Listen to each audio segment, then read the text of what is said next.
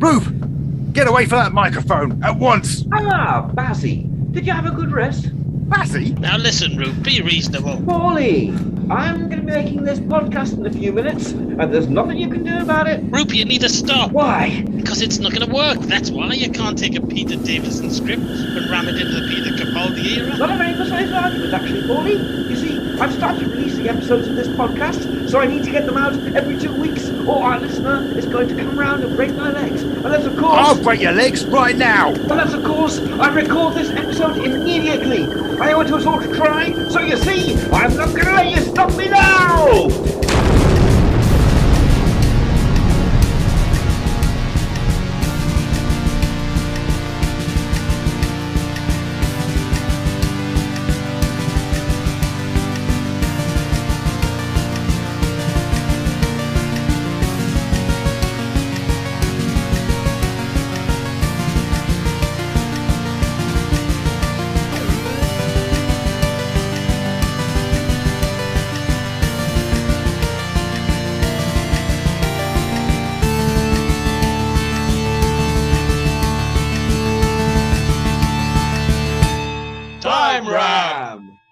We are the cheeky girls, you are the cheeky boys. Welcome to Time Ram.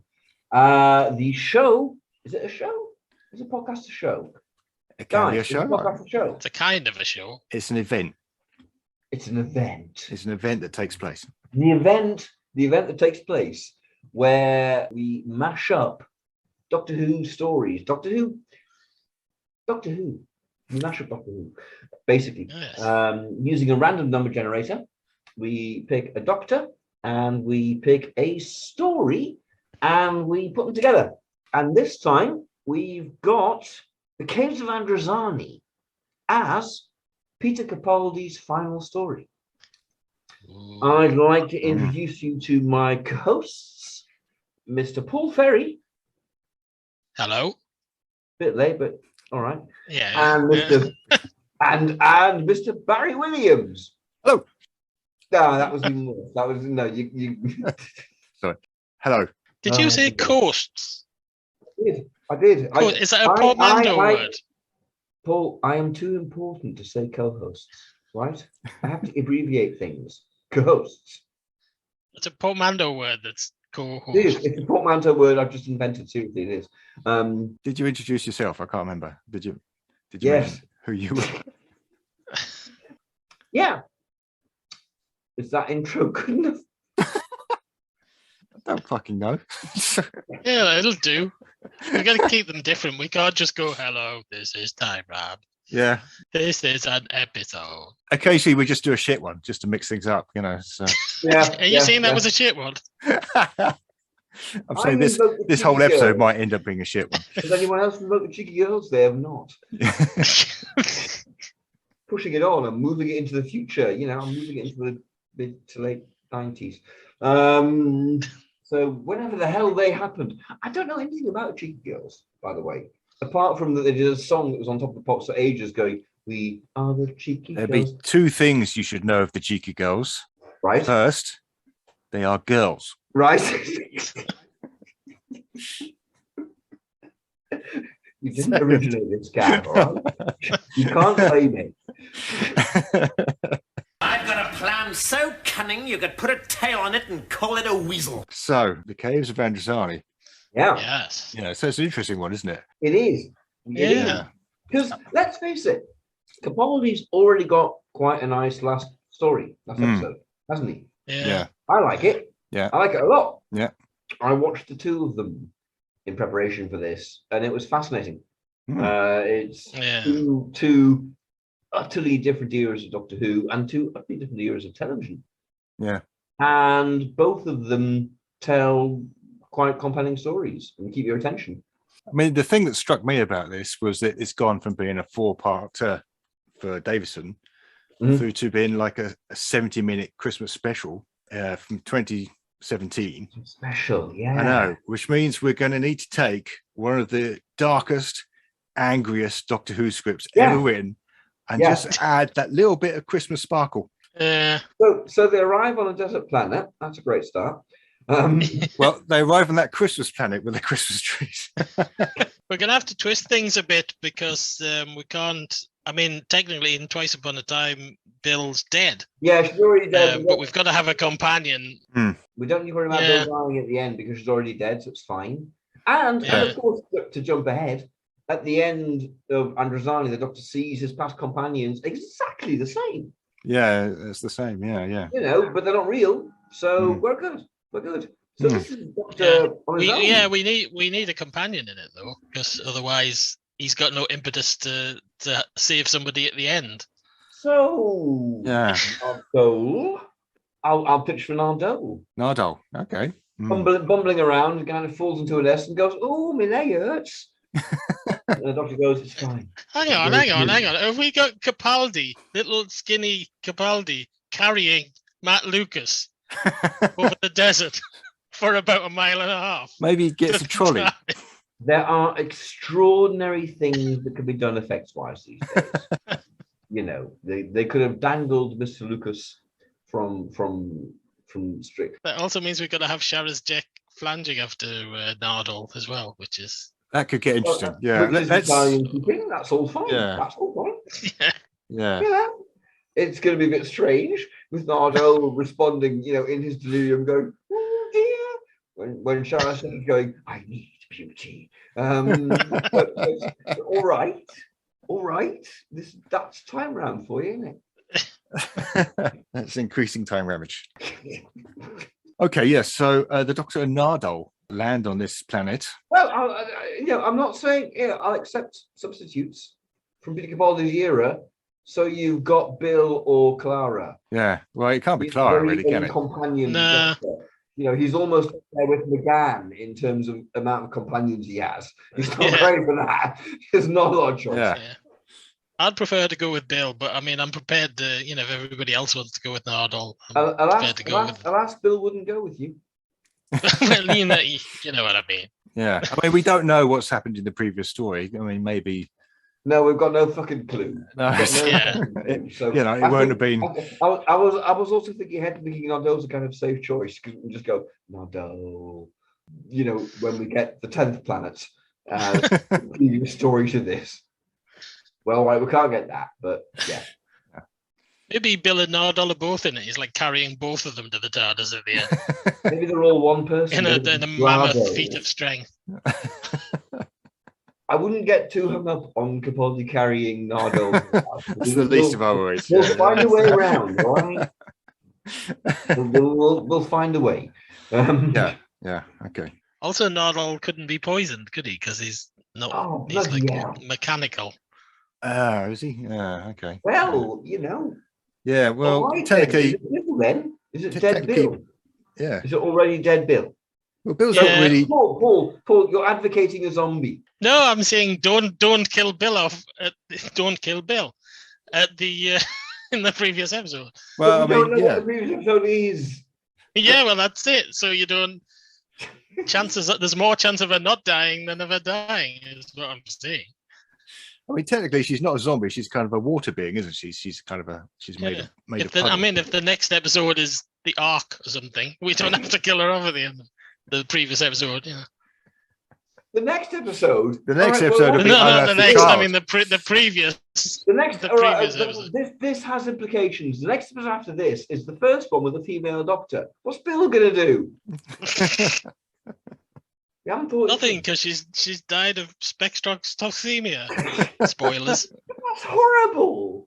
You are Chris Boucher. You're destroying Christmas. Well, she did get a hole for her in the actual program. I mean, she dies anyway. I mean, that's not what Doctor Who would do, though. That's not what they do. They wouldn't kill a companion on Christmas. No, they wouldn't. No, Christmas Day, the grimmest story ever. EastEnders. I mean, even Dalek Master Plan. Fisher Stevens about 4 weeks after Katrina dies. Yeah, that's true. And about 3 weeks before Sarah Kingdom dies. It's a bit bleak. But what if we just have Bill in it, give a similar role to Perry, and then worry about what happens to her next when we get Jodie Whittaker's first episode. Whatever that is, yeah. Worry about it Power then. of the Daleks. In about 30 years Oh, time. you know, she Jodie topples was out of the getting TARDIS so and falls to her death, clearly. So that's you know, that's solved. So You can't kill Bill. Why Bill? And also, kill Yeah, Bill. but her first episode might be like Castrovalva or something. Oh, Yeah. God. Time Ram is really complicated. Oh,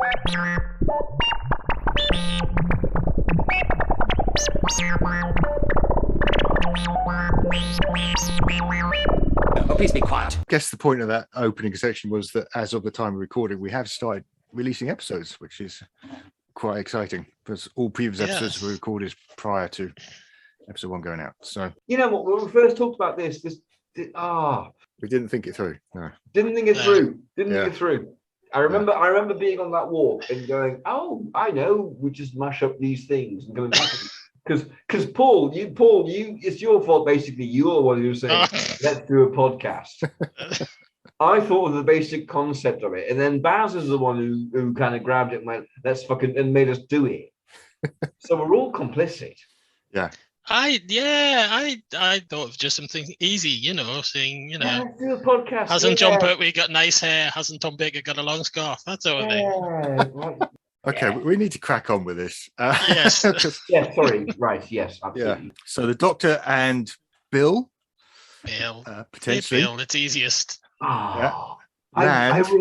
I resent that we're not going to see Peter, Sharaz Jack and Peter Davison having a go at Nardole, just kind of going, "Oh, Nardole," and Sharaz Jack flanging after Nardole is so much fun. And Bill. Mind you, I suppose it's doomed with Bill, so that's all right. Let's do. Can we have Bill if we make Sharaz Jack a woman? Don't complicate it any further. Well, we are going to need to make some of the guest cast women because virtually none of them are. So Yes, it's a real sausage fest, Caves of it's a Androzani. real sausage fest. It is actually, yeah. I think so. At A least lot from Crow, Timon. we need at least 3 extra women in it. So yeah, it's Three-ish women. 3 extra women. Okay. Yeah, and some ethnic minorities because we need to. Yeah, they made it in that time. Yeah. It's going to be more. It is representative. To make a serious point for a moment, It is fascinating right now watching stuff from that time, which we've watched since it was broadcast. All of us have watched this stuff since mid-70s, at least since it was broadcast on and so on. And now going, hey, where's anyone else? Yeah. There's a lot of white men. There's sometimes white women. You get occasional moments like Earl Cameron being in the 10th Planet, and then let's gloss over the mutants. It depends on the director, doesn't it? Because it struck me that nobody raised this at all on the extras for the season 17 box set. How many non-white people are in the cast of Destiny of the Daleks? Destiny, yeah. And nobody ever brings that up for some reason. I don't know why. Yeah. But apart from Commander Sharrow, they're all only extras. Yeah. It's a good try, but it's not really. And you've got the villains are all, some of them are black. Suzanne Danielle's blacked up basically. It's a funny one, Destiny. They are trying. But when you look back at Star Trek 10 years beforehand, with Uhura sat on the bridge and Sulu sat on the bridge in full, without any concealing makeup on, it's shit. Doctor Who's shit for that, really. Yeah, well, that needed to be said. So yeah, let's crack on. So let's push on. So we decided on Bill. That wasn't meant to be that heavy. Sorry. Yeah. That was fine to get a heavy occasion. It's a serious issue, and it's because I regard the only way I can do these things is that I'm sitting chatting to you guys. Do you want to toss a coin for Bill or Nardole? Yes. Go on then. I'm probably going to drop this on the floor. So which one's Bill and which one's Nardole? Heads for Bill. I agree. Yeah. We have got heads. It's Bill. We've established a time ram constant. This is a fixed point. Bill. Right. Bill will therefore meet the 13th Doctor. Or turn into a water person right at the end of the episode. Or die of spectroptolemia. Yeah. Maybe she'll just stay for ages and replace what's her name? Yes. Yes. I genuinely couldn't think of her name for a second. Yeah. That's the sad thing about that era, isn't it? Yeah. I know Toes and Cole's name. I can never remember his character's name. Ryan. Ryan. Yeah, there you go. I remember that one. Well done. Yeah. But I always, it's the Doctor and Graham and there's Toes and Cole there. Is that racist? Probably is. No, it's just that you don't come across many Tozens, really. Well, yeah, you remembered his name, just not his character name. It's just his character's very generic. Ryan's 10 to the dozen. Yeah. I mean, I guess he's got the dyspraxia, but it doesn't. It's only occasional dyspraxia, isn't it? It's only it never affects the plot. That was bullshit. They didn't use that. If you're going to introduce it, great, excellent, do it. Yeah. Do it. Be consistent. Yeah. And be consistent, and see him fight it, see him overcome it, make a thing of it. Yeah. But then maybe we're meandering off the point again. But then, yeah. Yeah, that's true. Somebody, probably the only person who reacted to the webcast and something I'd put an advert on said, why'd you keep going to those interstitial things with the sound effects and things? I was going, because we're wandering off on some bloody unbroadcastable tangent. Feedback, excellent. It's interesting that someone would object to them. I thought, that's the bit that kind of brings it to life, but never mind. I know, yeah. You've kind of got to have them. This is the Doctor. Present life, high boss. Keeper of the legacy of Rassilon. Defender of the laws of time. Protector of Gallifrey. Yeah, so the Doctor and Bill, I think we've decided, land on probably Androzani Minor. I mean, we could make it a more Christmassy environment, but as it stands, it's Androzani Minor. There's a Christmas tree there. It's like a Varga plant. It's like a bit of a, it's a bad tree. A big evil Christmas tree, yeah. It's all shriveled up where the spaceship has landed on top of it. Yeah. And the Doctor, who is he dying? Is he being wounded beforehand? That's a good question. I'm not sure. Probably not. No, let's not. No, he hasn't been. Let's not complicate things. Because the previous story will be Nightmare Eve. Yeah. So the Doctor's fine, strolls out with Bill. Yeah. There's a Christmas tree there, and he just zaps it with a sonic screwdriver, and it shrivels and dies, and he goes, I hate Christmas. We carry on. And that's that dealt with. Good. Onward. Tick. All right. Yep. So as you say, there's evidence of spaceships taking off and landing, and that could be the best script editor ever. And they follow some tracks to some blowholes, and then they decide to go into the blowholes, which does not seem like the best idea ever. Yeah. I think I can see what they did wrong there. Yeah. This is written by Moffat. There's so going to be dialogue about going into blowholes. It's serious. Fucking hell. Yeah, come in by blowhole, Bill. Yeah. And they're going to play it fantastically as well. Oh, yeah. And despite the fact of taking the piss, he will write it beautifully and they'll play it fantastically. Yeah. So it'll be fine. If a bit kind of, you're talking about blowholes. So they clamber into this cave, and almost immediately, Bill. Sorry. Cave? What's wrong with cave? It's in the title. Are you really not on the internet? Wow. I can carry on. No, it's all good. All right. So Bill almost immediately falls into a Spectrox nest, and that's also a euphemism for something. I don't think so. Check out my Spectrox nest. Most words appear to be, but Spectrox, I don't think so yet. Capaldi would be completely unsympathetic about that, wouldn't he? He'd be what are you falling in there for? Brush yourself off. In that season? He's a bit more grandfatherly by the way, isn't he? But, he's gone. He's mellowed. He's got the big hair. He's got the big hair, and he's kind of looking after Bill. He liked Bill. Yeah. I love the relationship between Capaldi and Bill. I really like that. I could have done like 5 seasons of that. Yeah. I like Bill. It's a shame she's only in one season. So. Great. She's like the Eccleston of companions. Yeah. Kind of like Donna, actually, as well. Yeah. Or is she coming back? Who knows at this point? Yeah. I doubt it. I'm going to look at right for that in about 5 months' time. When all the shots come out of kind of going, oh my God, there she is on location with David Tennant playing the 14th Doctor. It just sounds such a bad idea. That'll be great. Yeah. So, sorry, right. Hello. Yeah, anyway, so, yeah. I do that all the time. I spend all my time, sorry, having listened to a few of these, I'm spending all my time going, rant, right, sorry, Karen. Apologies for that. Sorry. Carry on. I cut 50% of them.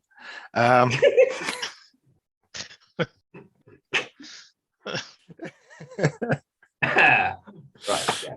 Yeah.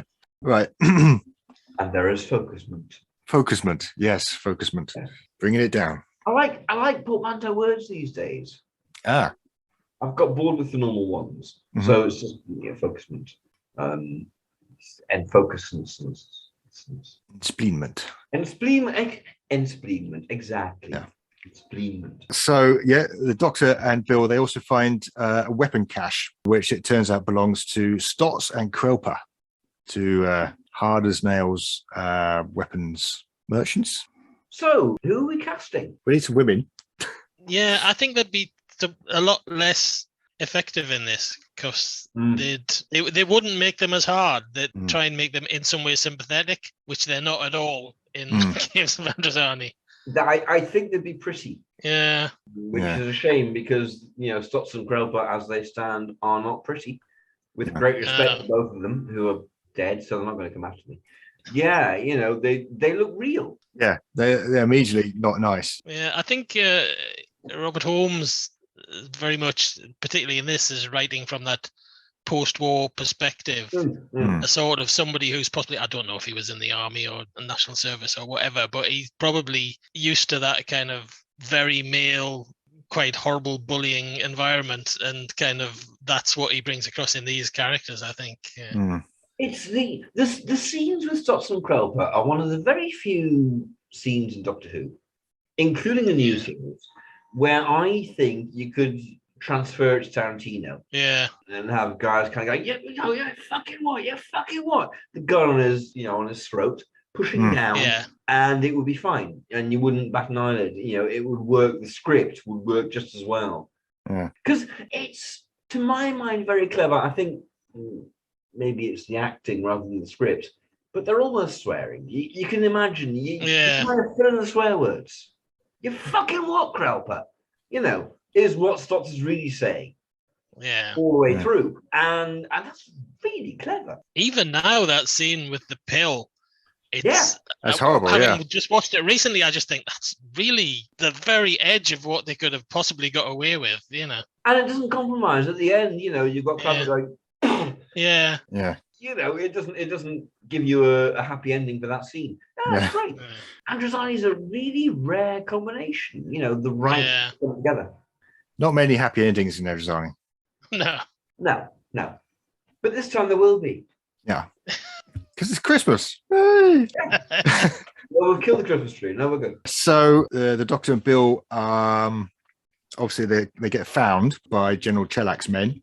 And they get taken to Chellack and Celatine, his or her ADC, and they get interrogated basically. So it's got this very interesting scene where Chellack never looks anybody in the eye. He's always just staring at his console, isn't he? Yeah. So interesting sort of directing choices. Chellack's going to be the general out of A Good Man Goes to War, if I dare mention that. Oh God.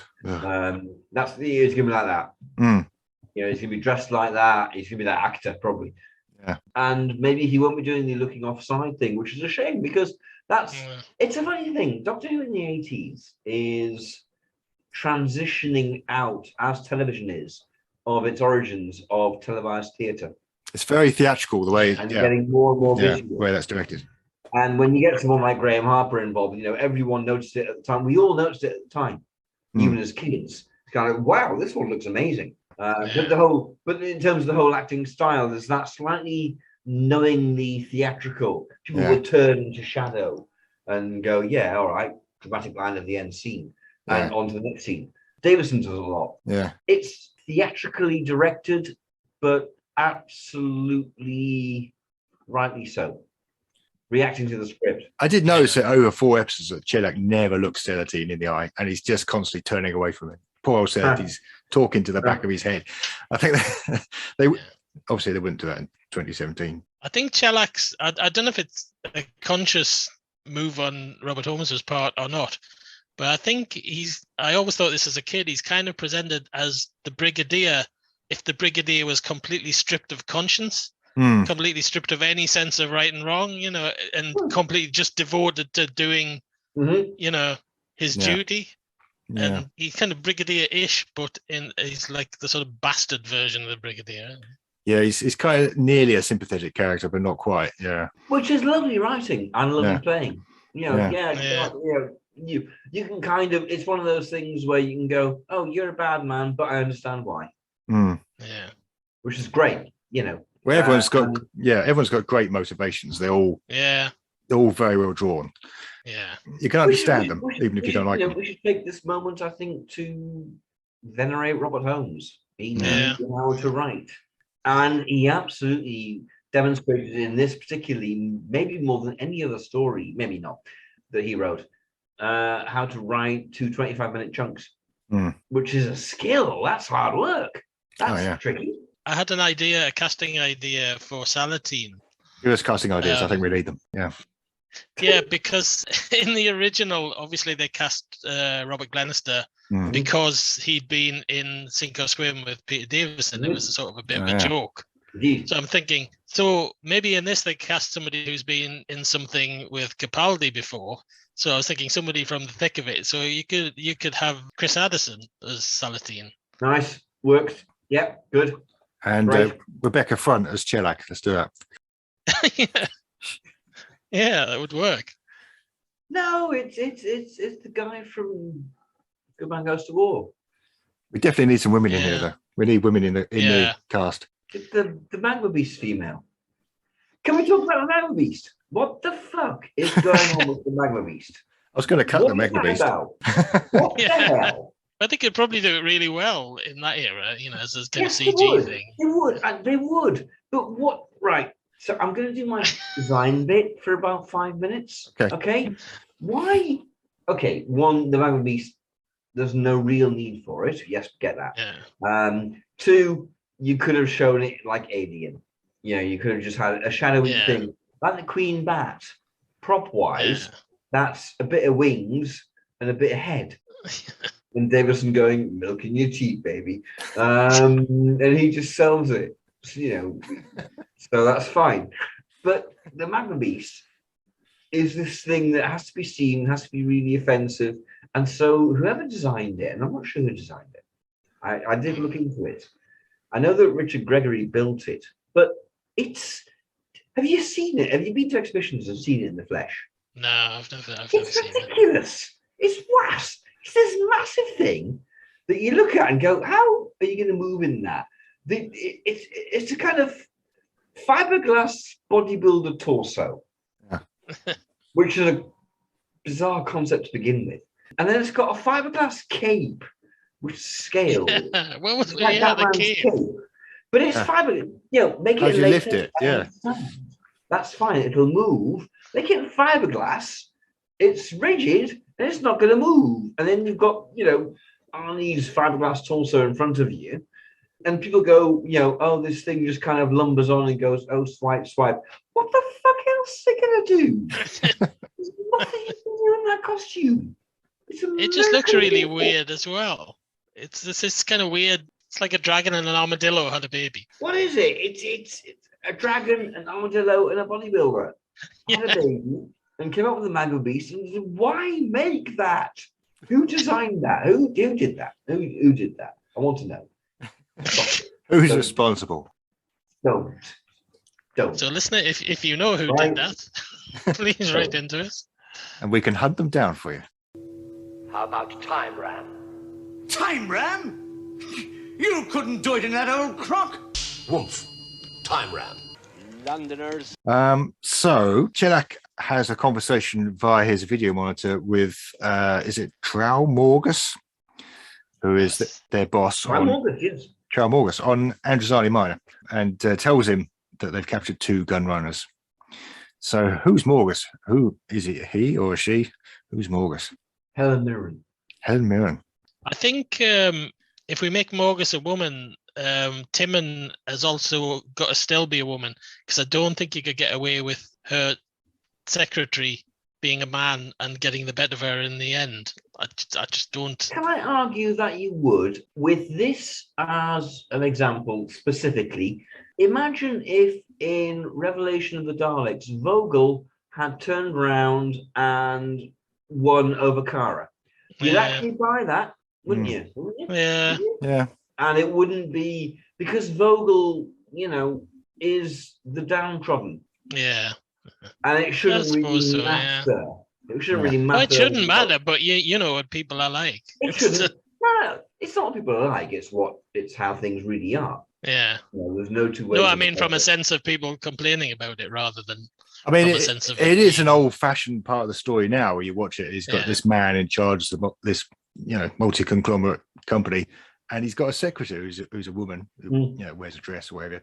And it's a setup that even in 1980, whenever it was, is a little bit old-fashioned. Yeah. I wonder actually if Eric Sayward wrote Vogel and Kara in the season after as a response to that. To flip it, yeah. Why not? They're a Holmes double act, that lazy thing of a Holmes double act. They kind of are, and he was influenced by Holmes. So maybe Holmes originally had him with a male secretary, and somebody just said, "Come on, Bob, we've got to have some women in this." For fuck's sake, Bob, come on. Get it together, man. Don't be clever, 'cause it doesn't suit you. Sorry, sir. I'm the clever one, you're the potato one. Yes, sir. Now go away. So the doctor and Bill are brought in and interrogated by Shellac and then inspected by Morgus, who immediately, as soon as he sees them, or she sees them, Helen Mirren sees them. Morgus. Horrible. Yeah. Well, what's a Morgus a euphemism for? Don't touch my Morgus. Nothing. Don't get paranoid about the internet. It's just this evil, scary place. I don't know. So yeah, Morgus immediately loses interest in them and demands immediate execution. And there's obviously a bit of world building goes on at the same time. We learn that Spectrox is the most valuable substance in the universe. Mm-hmm. And Morgus has a conversation with the president of Androzani Major.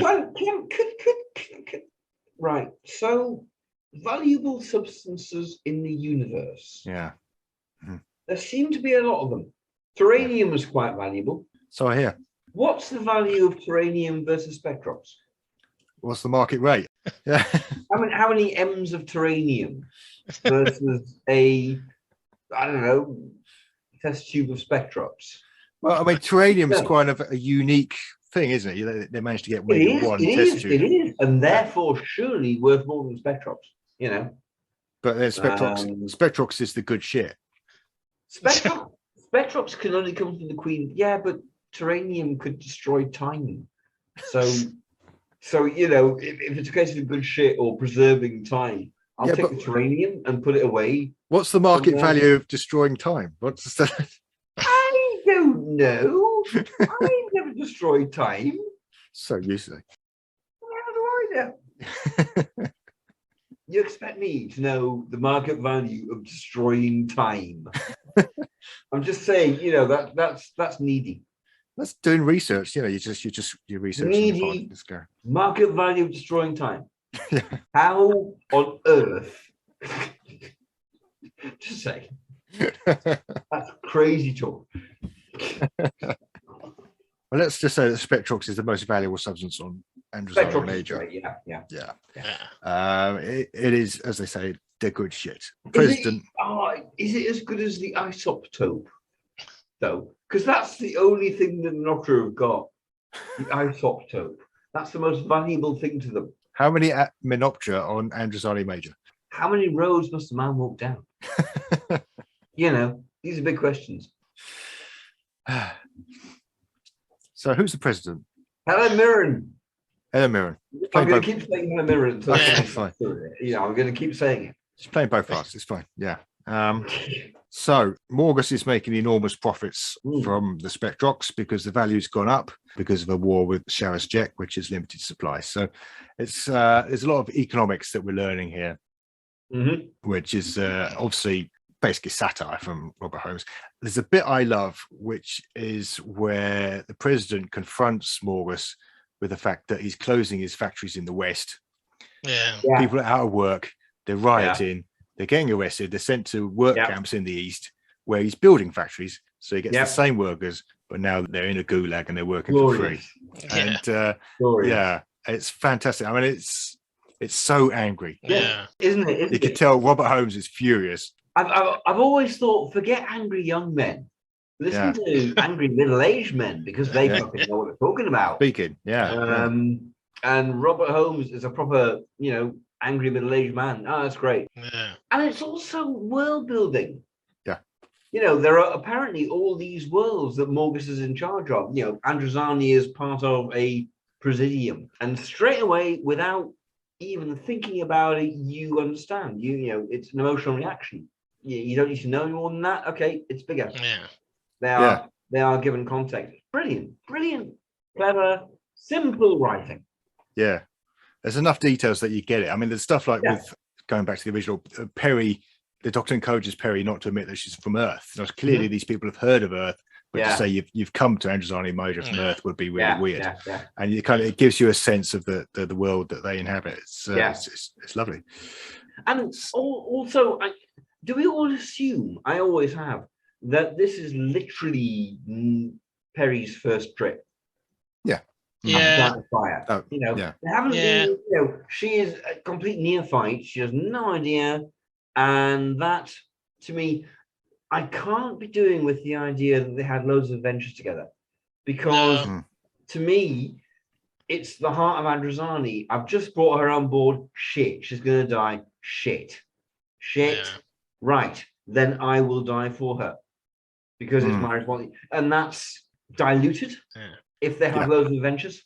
That's the problem with cramming adventures into every possible gap between stories. It does have effects on the wider. It also doesn't make sense that she would, after several years of traveling with the Fifth Doctor, she would decide to get back into her outfit from Planet of Fire. You can't just change what I look like without consulting me. So the Doctor and Bill are taken to be executed under the red cloth. And they get shot. It's obviously a great cliffhanger in the original. But then it turns out that Chelak shot some androids. In actual fact, Sharaz Jek, who's been watching all along, has done the old switcheroo. We should probably introduce Sharaz Jek. So in the original, obviously Christopher Gable under a mask. Fantastic. Absolutely stunning performance. Gable. There are two performances in classic Doctor Who that really knock me out. And they're both in the Davison era, and he's one of them, and the other one is Christopher Rouse in Kinder. And I think they're, of all of Doctor Who, they're two of the best performances. I thought it was Simon Rouse, wasn't it? Simon Rouse. Simon Rouse, Simon we're Rouse, talking Christopher Rouse. Do you want to do that bit again? Let's do it again. I could do, but if you're editing it, you'll just leave it in. So not necessarily. Anyway, Christopher Gable, I think, is just fantastic. I think it's a rare occasion in which JNT's stunt casting works brilliantly. You know, most of them, to be honest, don't work. But that, he just runs with it. He's fantastic. Was it him? I seem to think it was Graham Harper. All right. I was thinking because it got offered to a lot of people, didn't it? It got offered to people like I'm thinking David Bowie. Maybe it wasn't David Bowie, but it got offered to all kinds of people. I was thinking because he was a kind of musical theatre type guy, you know, and not really the sort of person you would expect to play that part. I thought it might have been GNT's doing. I've just checked. Sharaz Jek was offered to David Bowie, but it clashed with the dates of one of his tours. So, so imagine. Wow. Imagine, Morgus destroyed my life. Do you think I'm mad? I am mad. That's a terrible Terrible David Bowie impression. but of course, by the time we're doing this one, he's dead. Yeah, sadly, yeah. We can't put him in on this one, yeah. So he's not going to be. So who's going to play him? I did have a casting thought for Charles Jack. Go on in. I thought Julian Bleach is the guy who plays Davros in the modern series. Yeah. Because I've seen him in other stuff, and he's very physically of a similar type. Yes, but not a star. I don't think that. Helen Mirren. Hey! Finally. So Charles Jack is motivated because he loves beauty, and that he kind of kidnaps him for Perry in the original, which you can see how that works. And obviously the production team at the time are going, well, she's Birdie. Yeah. Now, with no disrespect to Pearl Mackie, who's absolutely lovely, I'm not quite sure that works the same way with Bill, does it? Well, no. Would the production team do that? No, they probably wouldn't make that decision. Right. No. I mean, the thing is, funnily enough, this is one of the few times you could justify it in terms of character, as in Charles Jack is obsessive. Yeah. So he meets anyone, and he's going to obsess with them. Yeah. He's been alone a long time. He's the Phantom of the Opera. Yeah. He's alone. That's his pain. That's what Charles Jack is. That's the core of the character. So you just go on from there. So it works fine. Yeah, so really he just kind of sees people that aren't soldiers or gunrunners or, bastards. And kind of goes, these are people that I can actually have a conversation with. Maybe she says something that kind of, gets her attention. You could make it more interesting. You could have them extending that to the Doctor. Is it going to be the Doctor or Bill? As you say, this is the first people who aren't gunrunners and bastards and killers and threats. Well, I say he, Helen Mirren. Yeah. It's kind of hinted in the script though that he's like, and not so much an intellectual, but a kind of, a more sophisticated person who's been thrust into this to have to deal with these people who are like horrible people. And he doesn't really want to do it. He doesn't really want to deal with gunrunners and people, but he's kind of got to. There's a kind of a class thing, isn't there? He comes from the same class as Morgus, and he's been thrown into the depths. He's hiding in the bottom of this opera house or mine, and having to deal with people he doesn't respect. Unless he sees something else in them, whereas he's aware of the TARDIS and thinks, this is my way out if I need to get out. These people are my way out. My way off this planet if I need to get to that option. They might do that in the Capaldi era because the Capaldi era, the TARDIS is a thing. Yeah. It's quite a feature. I mean, Davison, J&T had this thing of let's not have scenes in the TARDIS, which is, I think, wrong for Doctor Who because the TARDIS is a character. It is the Deus Ex Machina of the entire series, and you kind of have to respect that. You kind of have to accept it and go, this is this amazing thing, as they do every time a companion enters. Every single time. It should be appallingly repetitive that over nearly 60 years we've endured people walking into a space and going, fuck me, this is amazing. We have.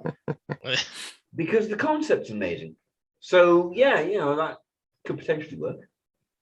I always like the idea of Charles Jack being a companion. Being a companion. I don't know. Someone came up with that in the 90s, maybe in a fanzine article that I read. Imagine if Charles Jack had survived and come back with, helped him carry Perry, or as it would have been Nardole, back to TARDIS, and had survived, and then witnessed someone mortally wounded and scarred, changing completely, and that's a fascinating piece of drama that's never going to happen in the era. Maybe, because he's watching everything and he's seen them talking to each other, he's the one person that realizes that they're not from the Androzani system. Yeah. There's something completely different, something from another world. Yeah. He can exploit. Because I think it would work in the sense that he knows his back's against the wall and at some point, he can only keep the army away for so long. At some point, he's going to need to get out of there. So he thinks, these are people that can get me out of here. I can't rely on Stotzy and them to get me out of here because they'll just turn around the corner and shoot me. As he later does with the rest of his crewmates. Spoilers. But do people get shot in this story? Yeah. That's the exciting thing. Nobody in the universe can do what we're doing. Yeah, okay. So, we meet Sheriff Jack, who obviously has got Salatine as one of his prisoners. This is the real Salatine. The one working for Cherak is an android. And it's Salatine that tells the Doctor and Bill that they have spectrotoxemia. And the only thing that can cure them is the milk from a queen bat. That's quite clever how in the original, the Doctor's met Salatine before, the android Salatine. But when Sheriff Jack says Salatine, he doesn't know his name is. So when Sheriff Jack says Salatine, he doesn't automatically make the connection that it's the same person. I think that's quite clever writing. So to cut a long story short, they escape. They managed to trick the androids and they run away. But then an android attacks. Salatine escapes with Bill, and the Doctor is menaced by a Magna Beast. Or not. Maybe not. Because it's just there for the cliffhanger. But we don't need cliffhangers because this is a 70-minute Christmas special and it's lovely. True. So the Doctor he finds some Christmas decorations somewhere. Yeah. Plus, that's a bit of a shit cliffhanger as well, isn't it? It's a terrible cliffhanger. It's terrible. Yeah. Terrible. Yeah. It goes away. Yeah. that's not. Yeah. Salatine takes Bill back to Cherak, who is informed that the other Salatine's an android. And it's around this point that the Doctor and Bill are starting to feel a bit shit. Mm-hmm. I can almost imagine Capaldi going, Bill, are you feeling a bit shit? Kind of works. Yeah. Because I'm feeling shit. I'm feeling shit. Well, if you do that, I'm just back in the thick of it. Fucking hell, Bill. Oh, yeah. Fucking robots. For your convenience, I am monitored to respond to the name Robbie. The Doctor is he's stuck in the caves. He doesn't know where he is. He ends up going back to rejoin Sheriff Jack, who he's paying Stotz for his guns. She's paying Stotz for her guns. Yeah. And then Stotz, she is going to take the Doctor back to Androzani Major. This is fantastic. Helen Mirren is a gun runner. Yeah. Great casting. That's great. This is already the best Doctor Who story ever.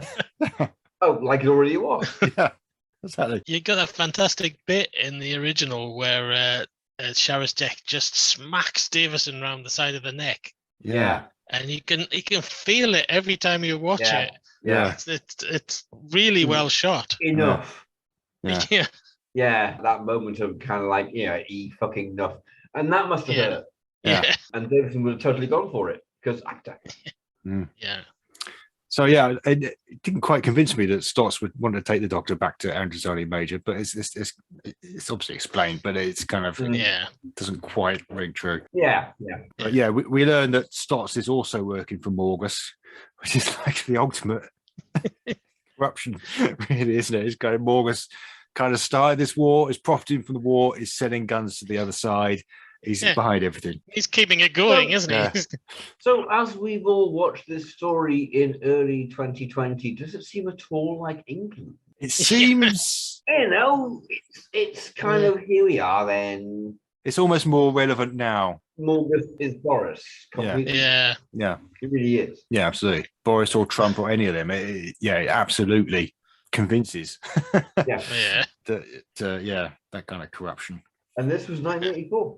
Yeah, he knew his shit, did Robert Holmes? Yeah. Well, the thing is, science fiction. People don't necessarily, I think, look at Doctor Who as being science fiction. Look at it being Doctor Who, which is fine. But also, as it started out, it is, science fiction is always trying to be predictive. And Christ, here we are. It kind of shows that history repeats itself as well, because he was probably thinking of Morgus as a sort of Nixon or Thatcher. Yeah. Was Thatcher in? Yeah, Thatcher was in then. Yeah. But this was during Thatcher. Yeah. I've heard 25 years. That's the cycle. Obviously, Stotts takes the Doctor on board his own little spaceship, or her own little spaceship, Helen Mirren's spaceship, and calls Morgus, Helen Mirren, who's disturbed to see the Doctor on the call there. This is the point where Morgus starts to get really paranoid, and the Doctor obviously is trying to escape his bonds while on the spaceship. In the meantime, Morgus kills the president. Yeah. The ultimate badass move. Yeah. She shoves the other Helen Mirren down the lift shaft. Yeah. So now there's only 3 of them. Meanwhile, back on Androzani Minor, Chelak is now moving against Sharazjek, who's aware that he's coming, and recaptures Bill or Perry. And it's kind of during this that we get the sense of just how mad Sharazjek is. And it's, again, some great acting from Nicola Bryant, who's clearly very, very scared. Yeah. More appropriately scared of Sharazjek than the Sixth Doctor. And she just comes across as terrified, which she would be. Yeah. Yeah. She does it real. It's all played for real. Yeah. No one's doing... No, the upper class ones are doing theatrical Doctor Who acting. Yeah. Crown August, Crown Timon. The ones removed via title. The Doctor breaks free of his bonds and is flying back in Stotts' spaceship. With obviously the classic scene. I'm not going to let you stop me now! How would Capaldi do that? I'm not going to fucking let you stop me now. Amazingly, it would be as a defining scene as it originally is. The spaceship crashes, which we don't quite see in 1984. No, but it would be a big, spectacular Christmassy moment. Yeah. Incidentally, a happy Christmas to all of you at home. Be interesting to see whether they would still go for the machine guns. Yeah. In this, because I think they add a lot to it. They make it a lot harder. They make it a lot more real. I think if it was kind of, it was a good decision at the time. Yeah. It wouldn't have wouldn't have worked. Yeah. So many of the guns in New Who are just projectile weapons. Yeah. Yeah. It's very boring. It worked enormously in Androzani. But yeah. So the ship crashes, which would be pretty spectacular in 2017. The Doctor runs for it. Yeah. The gun runners are chasing him, and he's saved by Mudburst. In the meantime, Salatine is leading an army to Sarazjek's base, but he's changed all the codes for his androids. So there's a fairly major battle between Salatine's men and the androids, which again would probably be even more spectacular. Sharazjek has changed the codes. Sharazjek has changed the codes. What did I say? He has. Oh, okay, yes. Sharazjek, Sharazjek, Helen Mirren has changed the codes, and then so Salatine, probably not Helen Mirren, is fucked basically. So I love how Salatine's death is so arbitrary. He literally just gets gunned down, and then with nothing said before or afterwards. But Salatine, the important Salatine character is not the human, the android. And the robot gets heroes again. It's really clever. It's really clever. Subtly you're rooting more for the Salatine robot, or not rooting for it, but more invested in its story than real Salatine. Once he's got back to Shelek, he's kind of shot his load as a character. His big thing is going, oh, it wasn't me. Yeah, he's nicely played by Roderick Glenister, but he's not actually a terribly interesting character. It's exactly so. It's kicking off. It's quite fast intercut. It would be more fastly intercut, I think, in 2017. So in the meantime, Morgus is scared that she's been discovered. I think been made completely paranoid by the appearance of the Doctor on Stotts' ship. So she now comes to Androzani Minor. So when Stotts goes back to ship with Quilper. Who's Morgus? Helen Mirren. Isn't Helen Mirren everybody? You said she, and I thought, who's Morgus? I know we've got Sharazjek cast, but who's Morgus? Helen Mirren's playing Morgus. Helen Mirren's Sharazjek. All right, okay. Who do you want to play Morgus? Hattie Jakes. Hattie Jakes, she's dead. Everyone involved in this is dead. Well, not Peter Davison. Did we not cast Morgus? No, we cast Helen Mirren as everybody. Well, I thought Helen Mirren was Morgus, and then Derek Jacobi. And she became everybody. Derek Jacobi. with his bits to camera, like our Claudius. It's already the master, Derek Jacobi, is it? No, not in Time Ram. Yeah, fuck, I don't know. Not no rules in Time Ram, apparently. All right. Let's just say Derek Jacobi. I was with Puccini before he died.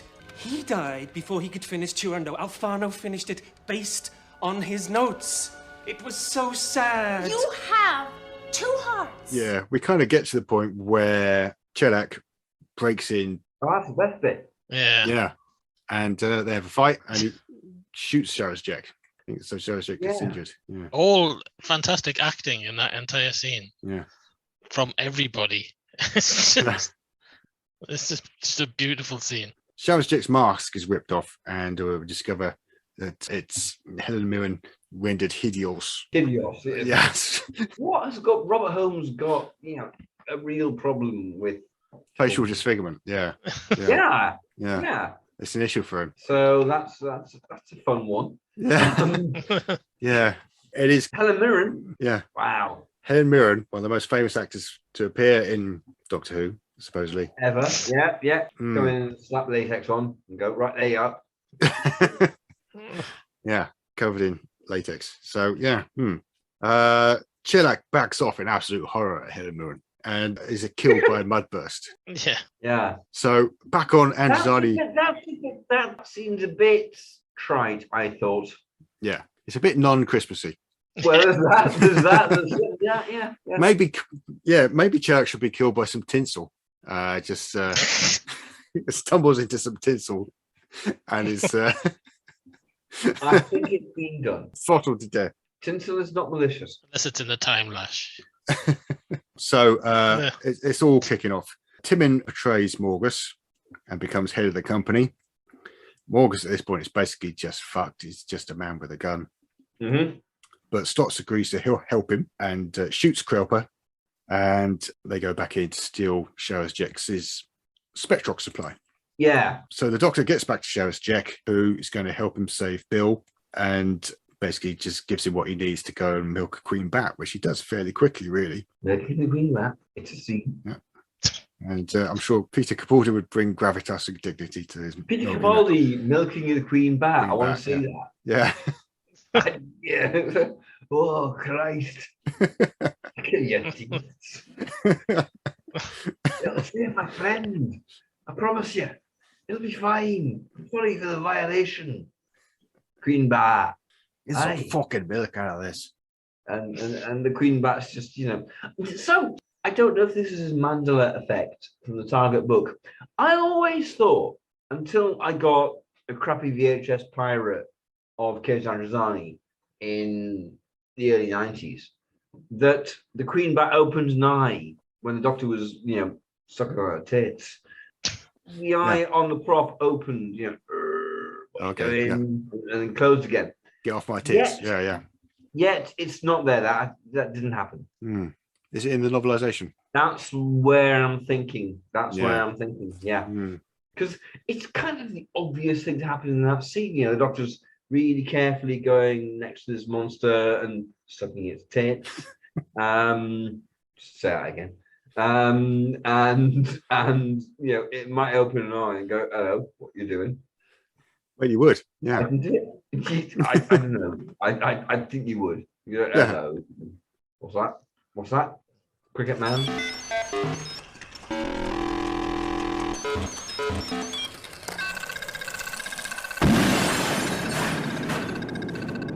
Thank you, Doctor. I quite like to take stock for a moment. Yeah. Let's talk about Sharazjek, because our Sharazjek has kind of moved away from Christopher Cable's Sharazjek. It was kind of, it's played by Helen Mirren, and it seems a bit less mad than the original. This is the Sharazjek that interested in the Doctor and Bill because they can get her off the planet. She wants to escape Androzani Minor.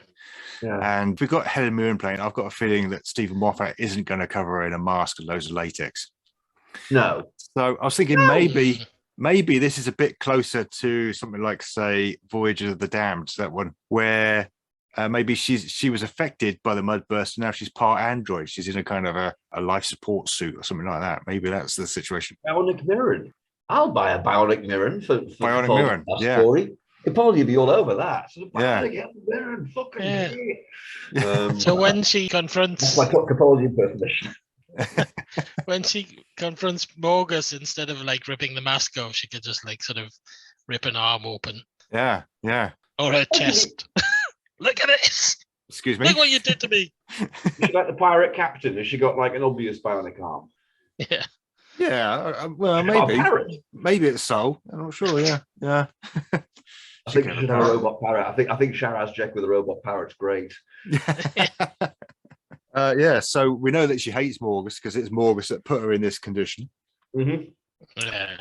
And Morgus and Stotts are on their way. I tell you what you could do. Actually, what you could do is it could be like she got infected in some way by Spectrops and has to stay close to the Queen Bat. Is physically all right, but actually just cannot leave the area. If she did, she'd get 24 hours and she's dead, something like that. Yeah. So the tragedy would be she's physically fine, but totally trapped there. And therefore the whole missing beauty type thing is because theoretically I could go and watch it, but it's the last thing I do. Go and see an opera and expire poetically. Do you think it's going too far to have her having been in some sort of relationship with Morgus? And she doesn't just hate a former colleague, she hates a former lover, Is that thing of because she's a woman, though? Is there any need for it? No, but, it gives us a kind of a scope to be able to do it. I mean, you could do it anyway, but I mean, it's kind of... I was going to say, would they do that in 1984? And I thought, it is 1984. Yeah. No, it's 2017. Yeah. It is. In which case, it's a lot more likely, I think. Yeah. Probably would I do see it, your point now. See, yeah. Sorry, I'm just thinking about all and I do that all the time. I keep confused thinking, yourself. Yeah. I keep kind of mentally, physically having to erase Peter Davison and sort of Photoshop Capaldi into the, it's Capaldi. And it doesn't look like that. It'll look like this. Yeah. It's not easy. It's still all shot on videotape in a studio for me. I suppose it was shot on videotape in a studio, but do they use tape now? What if they're all they'll be on hard drives? Yeah, it's just sort of drives, isn't it? Yeah. I'm supposing they would still shoot in the studio, wouldn't they? They wouldn't go down real caves, would they? Well, they might do. There are caves in Wales, Maybe it's much more controllable in a studio. Yeah, it's a bit health and safety nightmare, isn't it? Going down into caves. And there's a lot set in the caves. Yeah, it's reasonable given the title. It's not called the Desert of Androzani. They don't spend a lot of time in the quarry. Well, yeah, I mean that one with the Martians on Mars. That one, the Martians on Mars. You remember that one? Martians on Mars. Yeah. The Martians on Mars. That story. Yeah. That's set in caves, isn't it? And it's all in studio. So. Yeah. It's the one with the Martians on Mars. Yeah, Martians on Mars. Princess of Mars. Princess of Mars. I don't know. Yeah. Oh, the Ice Warrior Princess. Yeah. At the end. Yeah.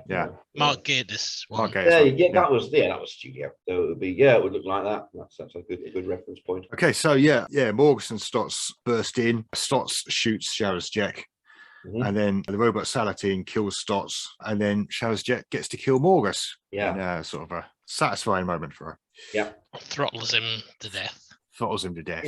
In that with a bionic arm this time. With a bionic arm, absolutely. It's poetic justice. Maybe she chops him. Yeah, fucking what? Just batters him to death. Just literally no subtlety at all. Just fuck you bastard. It's Christmas. We're back in Hartnell territory again. The doctor's going to die soon anyway. Isn't Capaldi kind of down the caves at the moment milking a bat? Yeah, well, the doctor gets back as Sharaz Jack kind of dies in Robot Salatine's arms. He escapes with Bill and gets back to the TARDIS and spills the milk on the way, I guess. Yeah. Much the same as in the original. Can you say that? Even in 2017? He spills his milk over Bill. It's a very Moffat thing to do. She's very offended. And then they all go back in the TARDIS. Yep. Where I'm told that in the original Peter Davison regenerates, but I've never seen it. So and so Capaldi regenerates and sees all of those companions, Nardole's kind of flying around in her face and Clara, and that's it because they're his only companions. Yeah, I suppose River Song could turn up. River could turn up, thing, and the Master. Yeah, we'll have Missy. Missy kind of going, Aye, that'll be great. Clara's boyfriend, whatever he was called, I can't remember. Clara's boyfriend going, I'm a fucking Cyberman. It's on you. Yeah. And then turns into Jodie Whittaker. Jodie Whittaker, yeah. Bill presumably goes result. Yeah. Yeah, what happens to Bill? We haven't quite established, have we? Well, she gets the milk, which is all right. And at the very beginning of the next story, she'll just land on Earth and she'll walk out and can't walk by. Just as Graham walks past going, all right. An unearthly child. Yes, it all started out as a mild curiosity in the junkyard. I guess the elephant in the room, which I was implying earlier, is Perry's cleavage in the original version. Yes. Which is a little distracting. Peter Davison's complained about this, and it's. I bet he did. We, of course, as teenage boys in 1984, were all utterly susceptible. Yeah, we were the right age. Yeah, it was a memorable regeneration. Yeah, it was terribly sad as well. The odd thing about sort of GNT, isn't it? Because he was really. He'd have kind of supported that. He'd have said it was great, even though it wasn't what he was into. But he was very kind of. He was happy to put this stuff on for the dads. On seat, absolutely. Yeah. I mean, look at how she was dressed for the entire next season. Yeah. It's all cleavage. Yeah. All cleavage all the time. That's how they should advertise the season 22 box set. Yes. Apologies, listeners. But sorry, listener. You're looking very nice today. Thank you, listener. We didn't say whose cleavage. Well, it's not Peter Capaldi's. could be Colin Baker's cleavage in season 23. It's been pointed out that obviously Colin Baker sits up at the end and has a few lines, and that's actually the first time they did that, and it's kind of standard now, isn't it? The new Doctor gets a few lines. Yeah. Good point. So what's Jodie Whittaker's first line going to be? Egotistical young lady. Yes. Doesn't quite fit. Anyway, it's a great story. I think in either incarnation. Yeah. Are we doing an insplenement? Is it the insplenement? It sounds like an inspleament.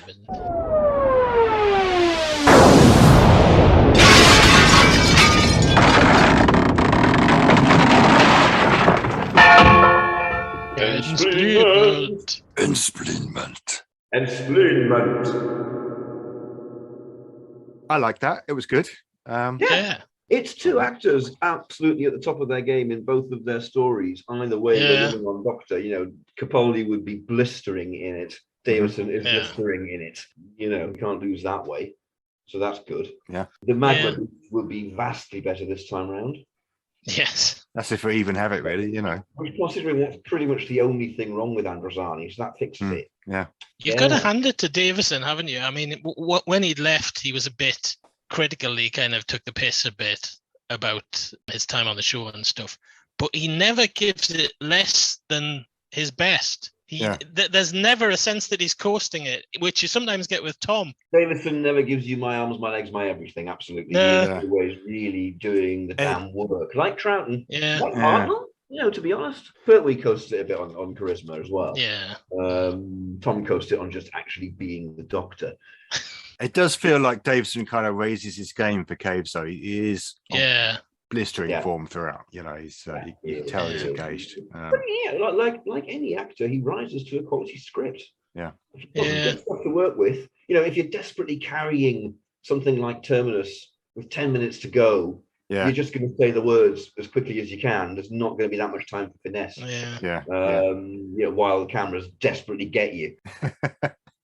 But it does seem like I think Graham Harper was very well prepared as well. I think it all went pretty smoothly. It's who's the director then on a new version? I'm not sure. It could still be Graham Harper. Did he not? Well, it could be Graham Harper. I don't think he's done any recently, though, has he? I don't know if he's retired. He hasn't done any since RTD, haven't he? Yeah. Reasons unknown. I mean, I guess this is now the end of the Moffat era, so I mean, they probably would put in a bit more in the regeneration scene about talking about not as long a speech, perhaps, as the one that's in the actual. Run fast. Be kind. So Capaldi's last scene, as it stands, I don't like. It's too talky. Go way too long. Yeah. Way all the regenerations apart from Eccleston have gone too long. Yeah. Incredibly self-indulgent and crap. Less is more. Yeah. So yeah, the Capaldi scene's kind of going well, and you're getting, I'm quite moved here, and then it just carries on. You're like, and then he starts saying something else. You're like, for fuck's sake, stop now. I really like the idea that he carrying Bill back to TARDIS and doing exactly how it's done in 1984. Yeah, they probably wouldn't have him lying on the ground, would they? They'd have him kind of fighting it and staggering around the console room yeah. like he was. The music swelling. Yeah, big emotional. Yeah. Oh yeah, because it's still Murray Gold at this point. So, it is. Yeah. Presumably, it seems to happen all the time these days. When the Doctor regenerates, he destroys the TARDIS. Yeah. And so Bill's stuck there in the middle of this thing on fire, going. Is that what happens to Bill? Yeah. He saves her from spectrotoxemia, and then she gets blown up in the TARDIS. and then she gets maybe that. Yeah, that's it. That's what happens. That's how we get rid of Bill. She just gets blown up by the. It's kind of as the Doctor gets older, it's a sort of like regeneration incontinence, isn't it? He can keep it all in when he's young. Wouldn't you just build a room? Right, it's kind of like, I'm going to go to the regeneration room. It's shielded. It's all, it's all padding. Padding. It's got nice music playing. Perfume, calming. Whale song. Some fountains. Reinforced whale song regeneration room, and just not blow the TARDIS up. Yeah. You managed for so long, mate, without blowing the TARDIS up. What happened? It was Tennant. Even Eccleston managed to not blow the TARDIS. Yeah, he did. He was fine. He was responsible owner. So was Smith, really, if you think about it. It's Tennant. Tennant blows it up because, of course, he does. Because he goes. Yeah, he didn't want to go. If Tennant comes back, that could be his first line, going like, "I told you I didn't want to go. I'm back for a bit." Oh, that would be so unimaginative. I hope they're going to do that. They're not going to do that. I think I kind of hope they're not going to do that. They're not going to do that. RTD is not going to do that. No. I'm expecting something as revolutionary for him as Eccleston was. Yeah. We're all used to New Who these days. I think he's going to give it a complete kick in another direction.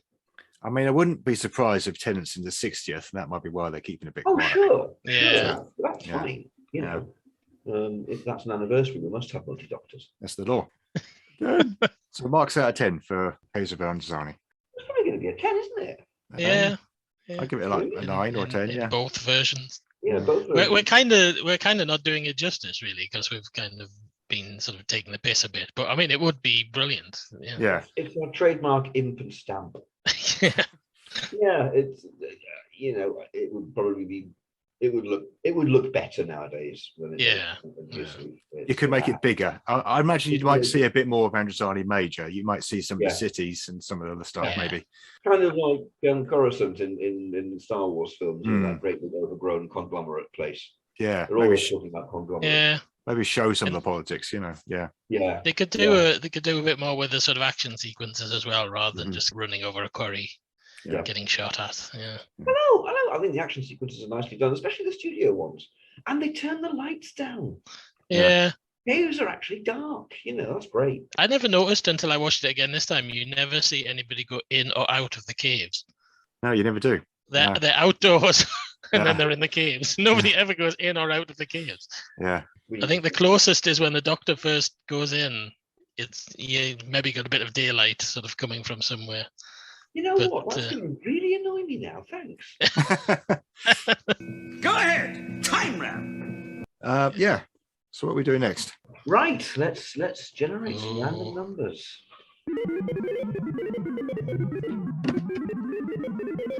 I do some random number music on my. Okay. That random number music I heard there. That's great. It's going to go well with the music we put on it. Yeah. You can just blank that. Doctor 11. Channel. Doctor 11. Doctor 11. Matt Smith. Matt of the Smith. 61. 61. Oh, blimey, that's a Pertwee, isn't it? Right. Let's get some numbers. Hang on. I guess Pertwee. Yeah, it's got to be Pertwee. 61. Okay, Matt Smith, starring in The Curse of Peladon. Hey! I love Yeah. Peladon. Curse of Peladon's my birth story. Episode 4 was on the day before I was born. Which by the time the podcast comes out will be 50 years ago. Yeah. I can really see that working. Totally see that working. That's a nice, easy one. It'll be quite annoying if Monster of Peladon turns out to be before it, but Timey-wimey. Which is likely with Dr. 11. Yeah. Oh, yeah.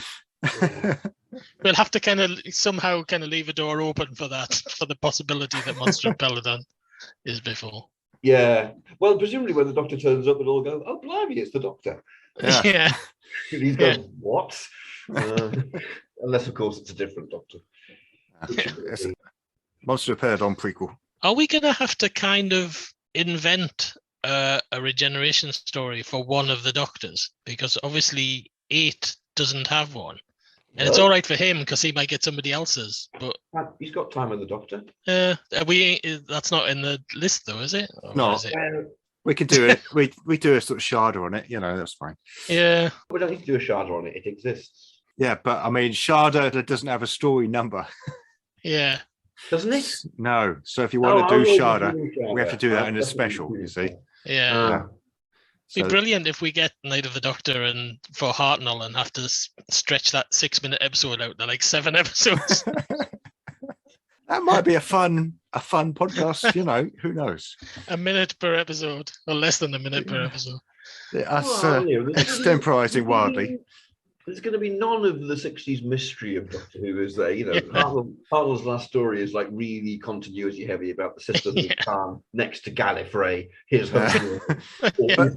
But the first 3 episodes are going to be him on a spaceship trying to persuade this woman in the cockpit to let him in. Mm-hmm. Yeah. So what you need is a jolly good smack bottom. Yeah. He wouldn't be persuaded. For 75 minutes. So that'd be good. I bet there's a market for that. All smack bottoms all the time. Is that your phrase tonight? That's my catchphrase for this episode. Yeah, liking it. Well, thank you again to our listener. We do love you. You give us sucker core. I hope that you enjoyed Peter Capaldi's last story, the legendary Caves of Androzani, written presumably by the ghost of Robert Holmes. That's the Time Ram. So, come and follow us on Twitter, #TimeRam. You can find Mr. Barry Williams here at Baz Time Ram, myself at Rupert Booth, and Mr. Paul Ferry there at Paul Ferry 8. Thanks to Ben Jones for the music. Facebook exists also, and we're on it. That'll be Time Ram on Facebook. TimeRam.com is a website about Time Ram, done by us, where there are Time Ram things, episodes, basically. And there may one day be other things as well, pictures.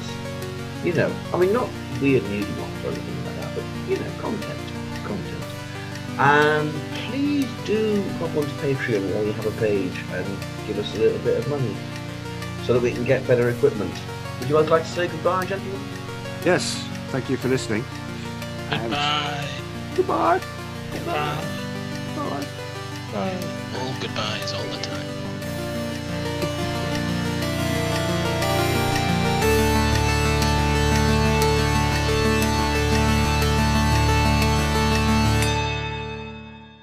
Fucking robots!